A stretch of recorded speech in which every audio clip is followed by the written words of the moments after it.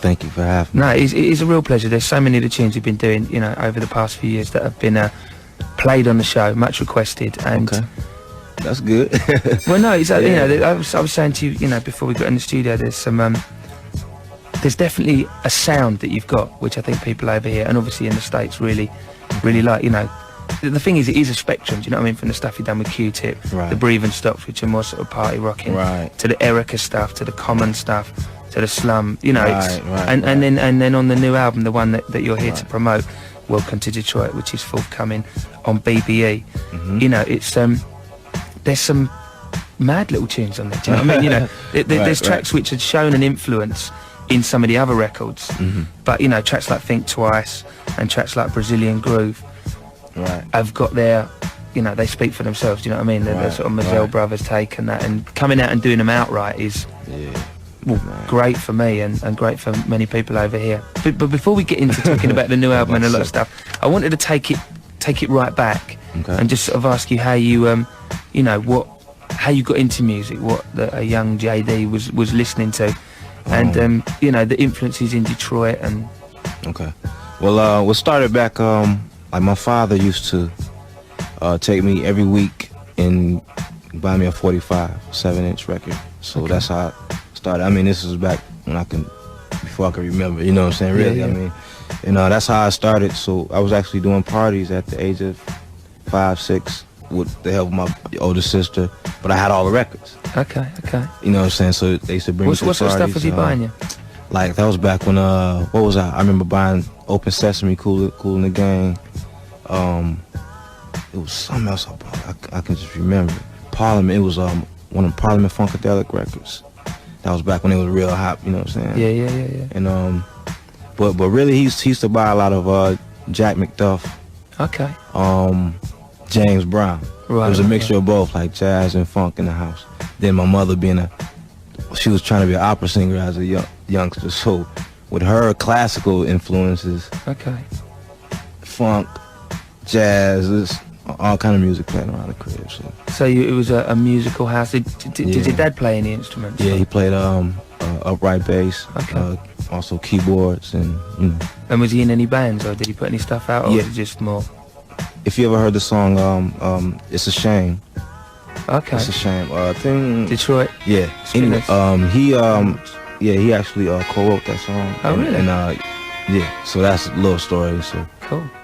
And at the age of 6, you sort of doing little parties and doing parties and that's quite hard. Right? Yeah, you know. So that just the love right there. My older sister had a boyfriend who was a DJ, so that's how I got into wanting to being interested in 2 turntables and so forth. Right. Which led to beats. Yeah. The you know, just curiosity on how it was done and how beats were created. And so you sort of got into the DJing thing with your sister's boyfriend, sort of influenced you, and then you. What sort of time period is this? This is before.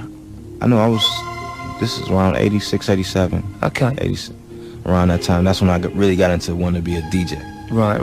Jazzy Jeff, Fresh Prince was out. You know, I wanted to be a DJ, Jam Master Jay.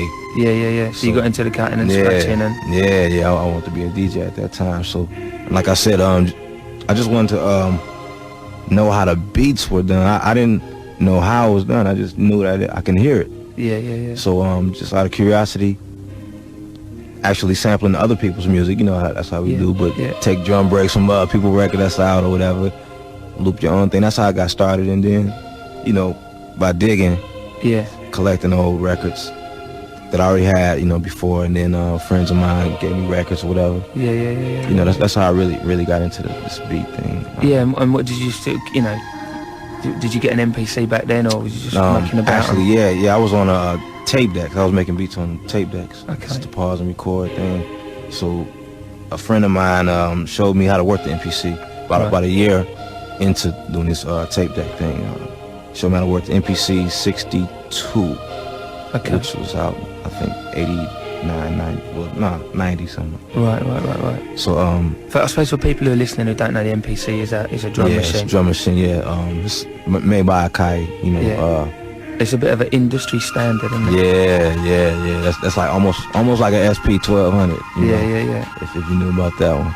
Do you use the SP 1200 much? Yes. Is it the two things are the sort of basis of what you? Yeah, I actually before the MPC 62, I was using the SP 12 from the same friend. He used to let me borrow it's an SP 12. So. And you know, sort of moving on to sort of making the beats. Did you have anything out on local labels in Detroit, or what was the sort of moves into actually being into DJing and making beats to getting the first records out? I mean, what was the first track you produced that came out? A joint for Fat Cat. Okay. It's called Day in the Life with the Homies. A Day with the Homies.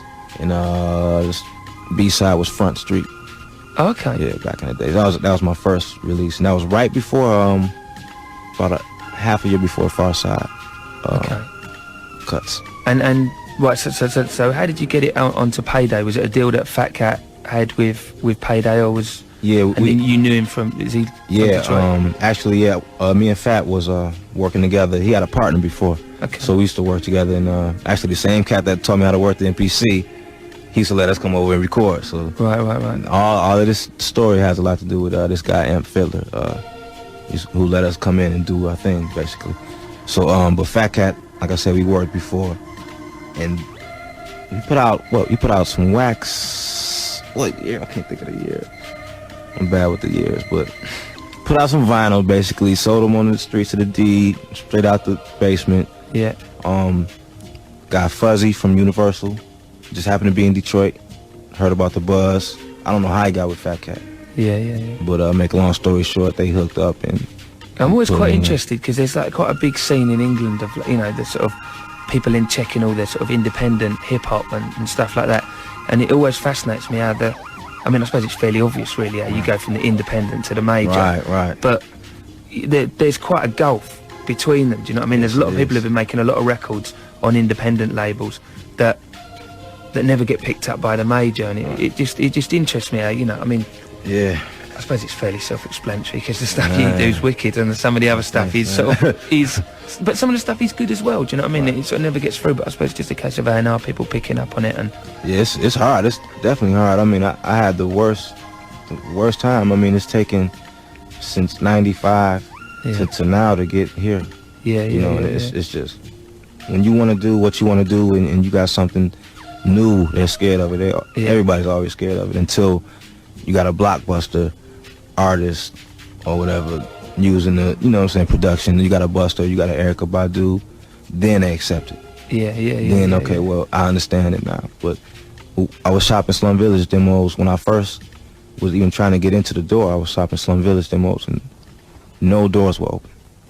I mean, people I worked for in production in this industry, like working for artists, they hear it, it's all good, but no.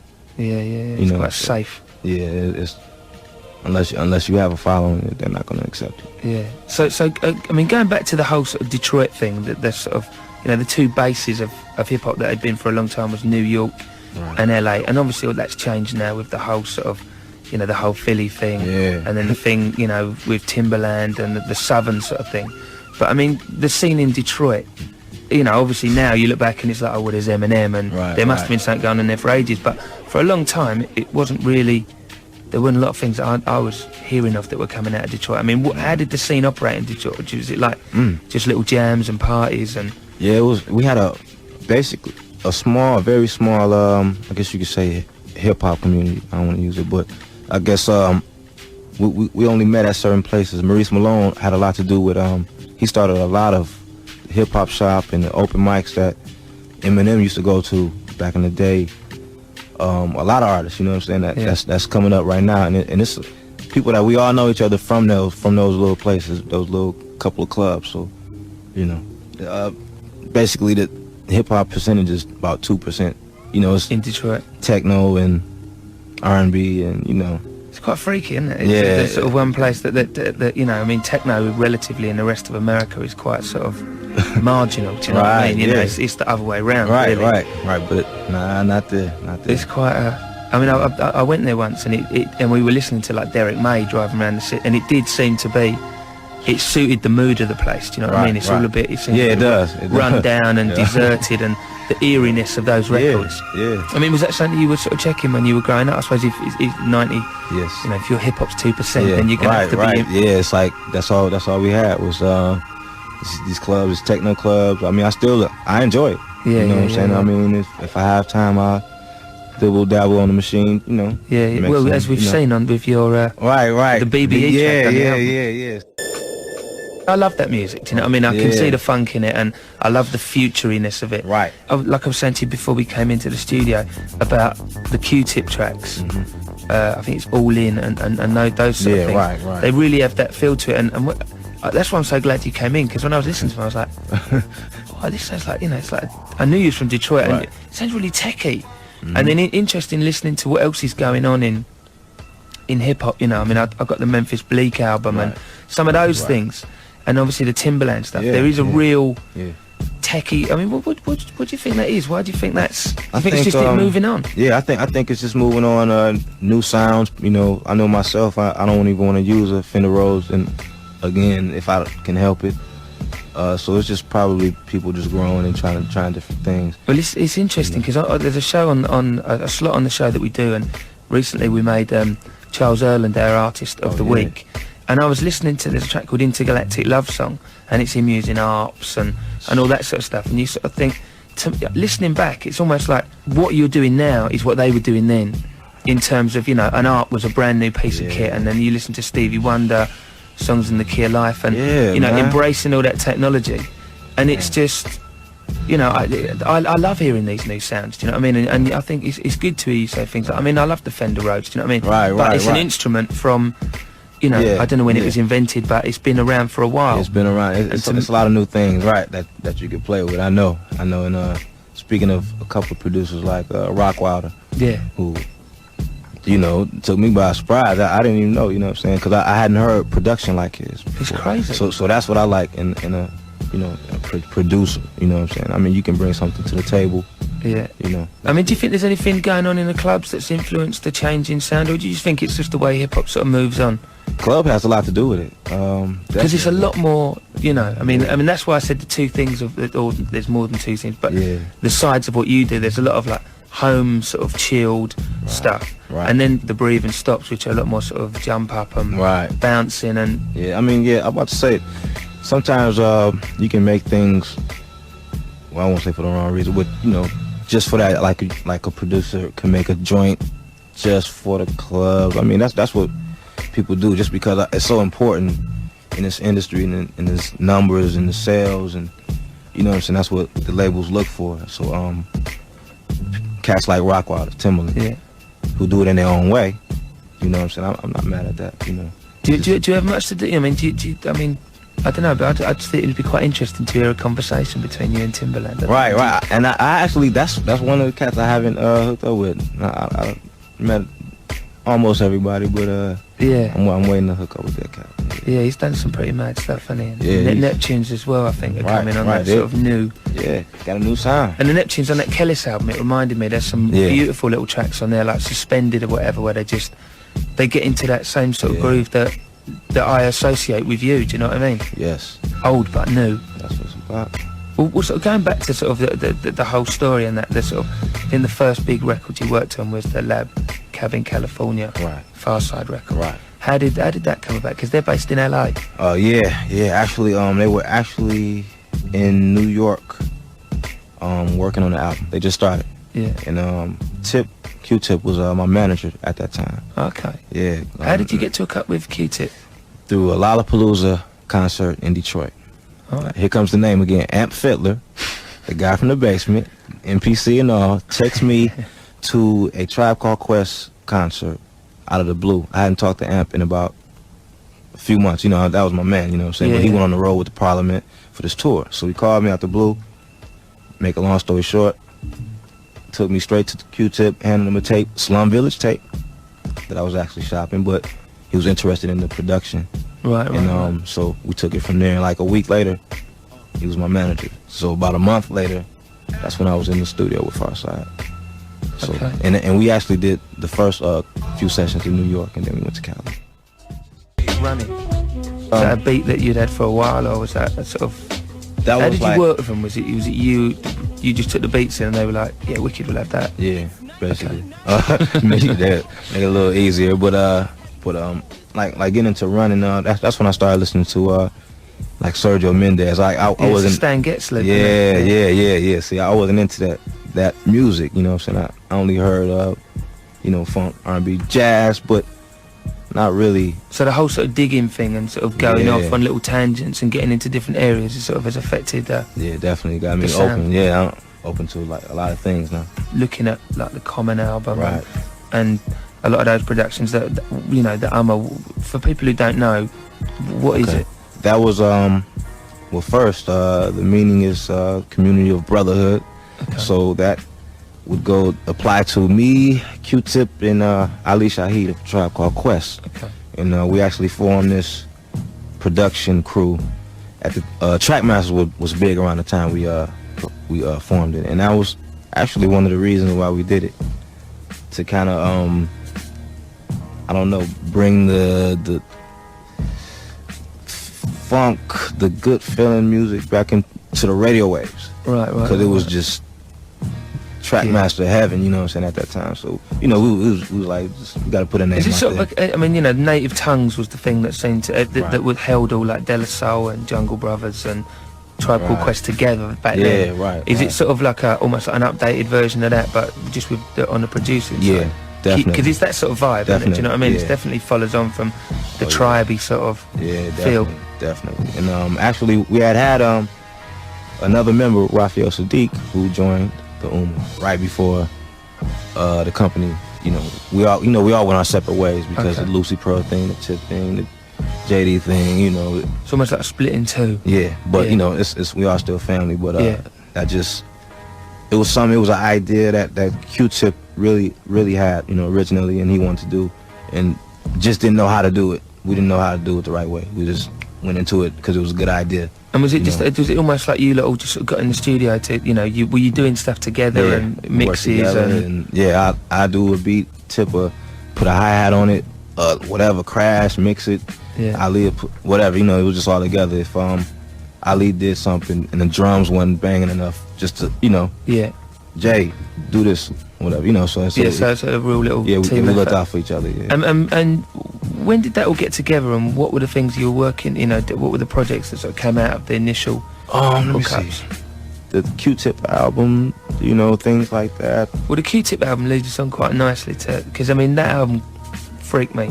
Okay. I thought it was amazing. Oh, good. I thought it was really good. It was it surprised me as well. Tracks like Breathe and Stop were big tunes, but when I was in the States, I was asking people, and people said that it didn't seem to be as received as well as I imagined it would have been, because I thought it would have just gone through the roof, because the singles that came off it, the first couple, were just killer club tunes. People were just not happy with seeing Q-Tip in that light. Yeah. There's no way, because I think he did a good job with the album, you know what I'm saying? Myself, as a fan of Q-Tip, you know what I'm saying? But everywhere I went, it's like, people were like, nah, the beats were cool, but I don't like it.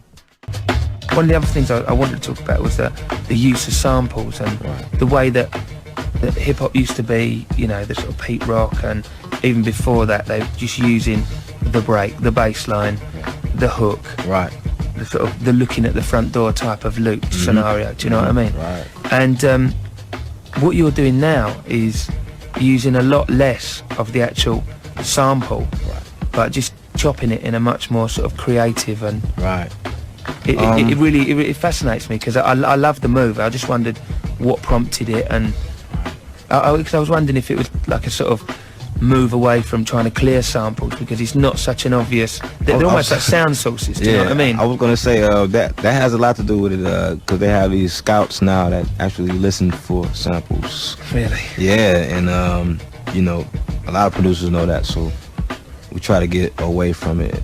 And if we're going to use a sample, if I'm going to use a sample and clear it, it's going to be freak to the maximum. So, you might not even hear any of it, but you know, I'm gonna use it. I'm not just gonna loop it. I don't like that. Because in a way, it is like the evolution of the music. Do you know what I mean? And the drum programming as well, I suppose. The fact that, you know, all right, so you get a drum machine or a sampler and you load in a big chunk because you can do it. Right. But then after a while, do you know what I mean? It's just like, well, what are we gonna do? What are we gonna do next? And I think the way that all the beats are sort of programmed in and stuff just seems it's just funky. Do you know what I mean? Really syncopated, and it's definitely a good sound, and it just intrigued me. And we've already spoke about the sort of the equipment and the sort of the MPC thing, because I suppose that has a lot to do with it. Yeah, that has a lot to do with it. Yep. The type of machine you use definitely has a lot to do with your sound. I got this one cat from Detroit who uses a 2000 MPC. I've never heard beats that sound like that sonically. Yeah. So it has a lot to do with it. You know, he's an up and coming cat. So YG. What's his name? About to say look out for YG. Yeah. Because he's definitely on my. Has he got any stuff coming out? Actually, he's just working on the new Buster joint. Okay. So yeah. So he will have some stuff out. This will be his first. I'll look out for that. Yeah. Another thing that really fascinates me about hip hop and I suppose American music in general is just like the sort of the production sound of it. It always sounds really big and really heavy. Do you know what I mean? It's I don't know what is it? Is it just the way of EQ, or the way of compressing or EQing? What makes them sound?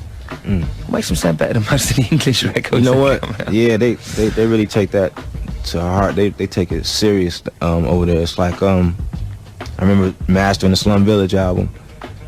What they do is, like, I know when I mix stuff, I mean, sometimes it comes out big, sometimes it doesn't, but the Slum Village album, it was really like basement quality, but they take it and just expand it in this mastering plant, what have you. It's just like... Is this when you're mastering it or when you're mixing it? When you're mastering. Okay. Yeah, so in... what places like? Like a Sterling Sound. Yeah, Tom Coyne. Tom Coyne is crazy. So that's what that was one of the things, because working with Spacek, we took the Spacek record out there to get it mastered and whatever, and it was quite amazing the thing that actually came out of basically the process of just putting a DAT onto vinyl or onto CD. Do you know what I mean? You think you know, I suppose a lay person would just think that it just goes on straight. You mix it in the studio, but it's amazing. Yeah, it's just the boost you get. Yeah, I want to say this technology is something else. I mean, when you talk about that, he showed me when he mastered. I just say one of the joints, Jealousy, off the Slum Village album. He mastered it.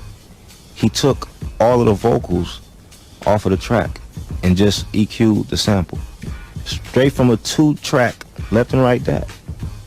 And you wonder, like, how is that possible? And they got the machines to do that, and that is quite freaky. Yeah, for me, I'm like, you know, I'm like a little kid in the store, you know. I like that type of stuff. So, you know, that's mad though, because I mean, you know, normally, you know, if you've got a line with the vocals on it, like a fader, you can just push it back, but that's all right if you've got 24 tracks, but when you've got 2, right? Yeah, you know. So, but I suppose that brings us almost sort of, you know, talked about the Q-Tip album, and the Common album was an interesting project. Okay.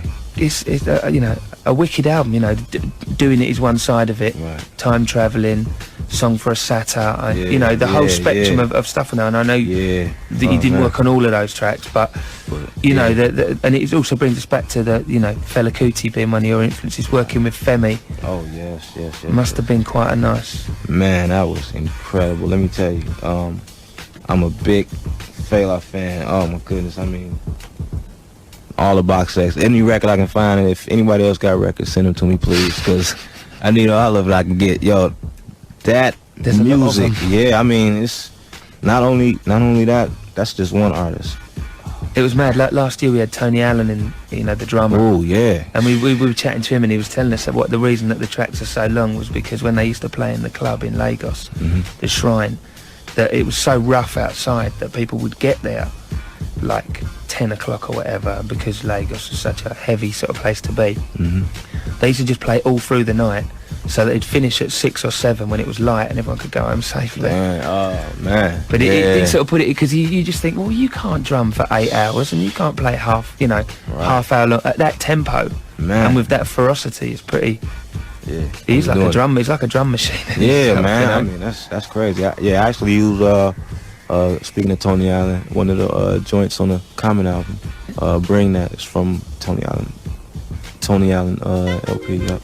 I think I had a copy of this, but I actually left it in a club up in North Wales. You've done a version of Water Get No Enemy. That's heavy. Actually, Amir from the Roots. He's actually, we're supposed to do the Soul Aquarium project. Okay. So we're doing like Is that another little group in like the Ummah? Yeah, well it's not like it's not the same because it's not inked. Okay. You know, we just call ourselves the Soul Aquarium. You know, we just all get in the studio and jam.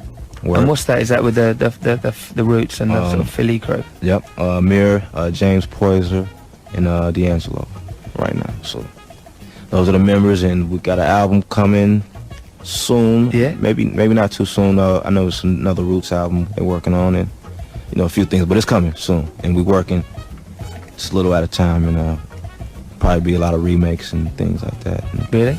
Wicked. That sounds good. We're gonna try to freak it. You know? And when you do that, do you go to Philly? Because I hear the Roots have got a big sort of complex where everyone sort of gets on and does their thing. Yes.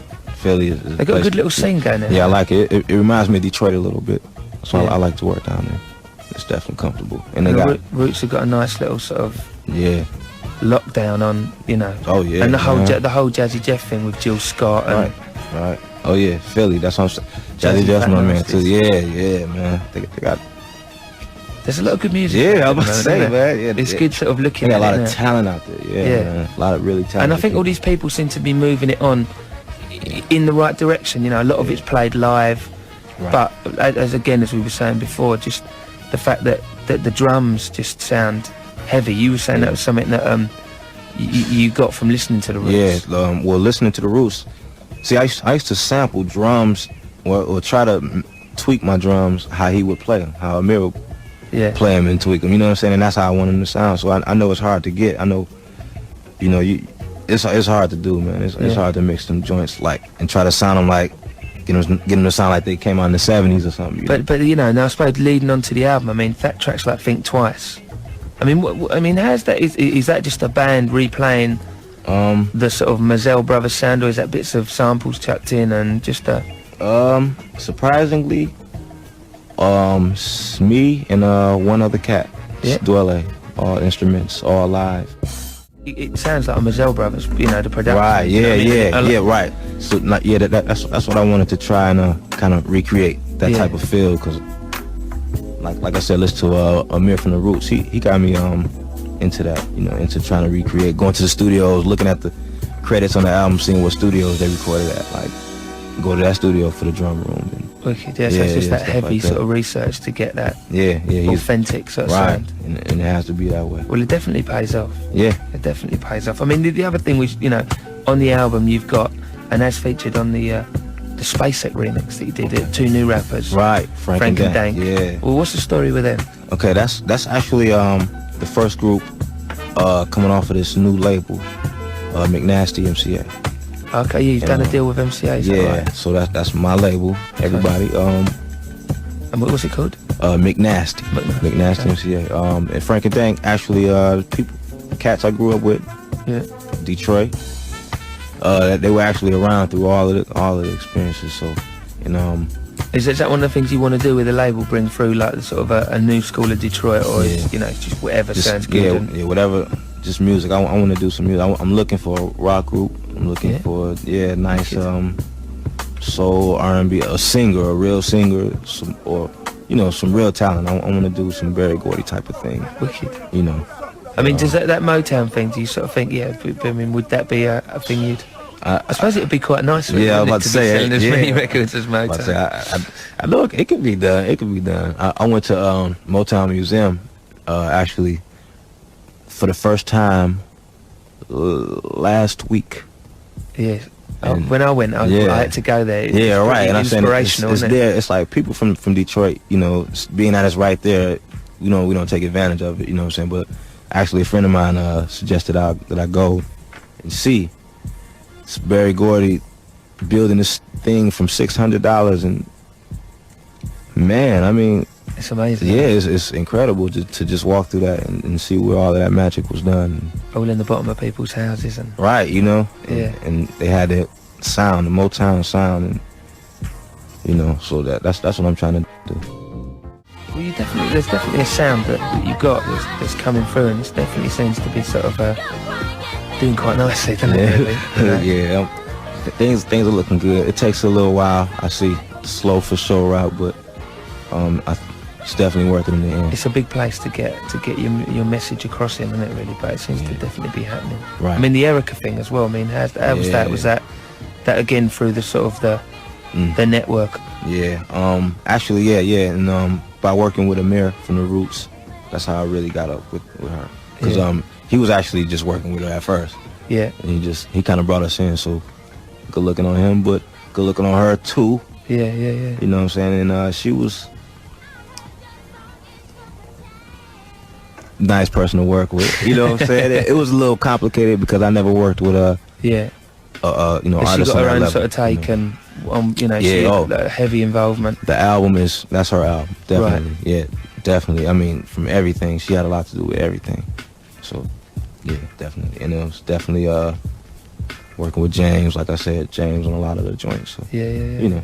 So I mean, on the label, what stuff have you got? Have you got anything else lined up other than Frank and Dank and Frank and Dank? Anyone you should be looking out for? Look out for a solo J Dilla LP. J Dilla is the new name. It's no longer JD. Okay. Due to every time you say JD, everybody Dupree. No misunderstanding. Okay. All right. So you have got that sort of. Yeah. And then besides that, I'm trying to do something new. Period. So you got a new thing coming through. Yeah. New sound. Soul Aquarians, watch out. Like I said. Any clues as to what it's going to be like? Or should we just wait and see? Expect the unexpected. I say that. I mean, anything you can imagine that I haven't touched, I'm gonna try to touch it. So wicked. Yeah. Wicked. I mean, a lot of other sort of other musics that are around. I mean, new stuff. What things are you checking? I'm checking Radiohead. I'm checking Stereo Lab. I'm checking older artists. Like Cal Jada. I like to listen to that when I'm walking around the crib. Earth, Wind and Fire. Yeah. Of course. Classics. I mean, what about any of that? Have you any of the sort of the two-step or drum and bassy things coming out of Drum and bass. I'm actually gonna do something. I'm gonna do a project. I have something in mind. I need the right tools for it. I want to do a Kraftwerk revisited, like BBE, like the joint on there. Yeah. I want to do a whole LP like that. Wicked. Yeah. So I'm definitely Detroit definitely coming through. Yeah.